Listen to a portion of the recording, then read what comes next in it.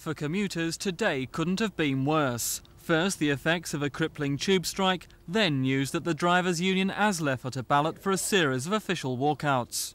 They're telling you that they've got this package that resolves everything.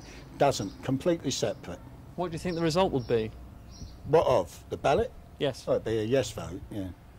Yeah, no doubt about that. If the men are as solid as what they are, and women, on unofficial action, then I'm convinced that the answer will be a yes vote. By 8 o'clock this morning, the long walk to work was underway. Pavements overflowed as an estimated 1 million people took to the streets amid some of the worst disruption since the dispute began. For most of the day, fewer than 20 trains ran. It's terrible. So what are you going to do now? Walk to Kensington. How long is that going to take? No idea, I've never done it before. They got a point, I suppose, but it's just inconveniencing all the commuters. At bus stops, scenes like these were typical. Hundreds of passengers forming endless queues. When buses did arrive, they always seemed to be full. How's it been this morning? All good fun, mate. We don't stop at all. Hardly cooperative, are they? Buses are not being very cooperative. Admittedly, according to the bylaws, the bus was full, but in fact, he could have got at least another half dozen people on that bus. You're very irritated.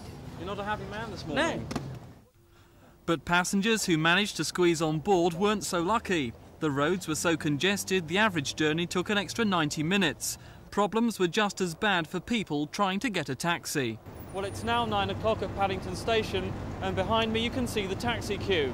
I've just counted more than 200 people waiting. Many have been waiting for more than an hour. I've been waiting about an hour. How do you feel about that? Well, I'm not happy. Wish they'd get together and get things sorted out.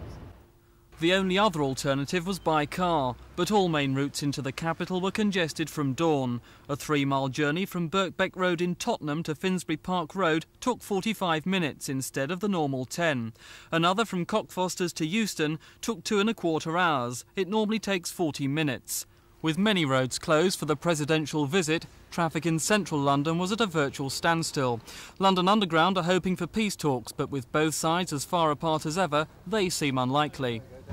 The result of the ASLEF ballot is certain to be in favour of more strikes. The only difference is in future they'll be official. And with London's bus drivers tomorrow expected to vote for more industrial action over pay, the misery looks set to continue. This is Mike Pearce at ASLEF headquarters for Thames News.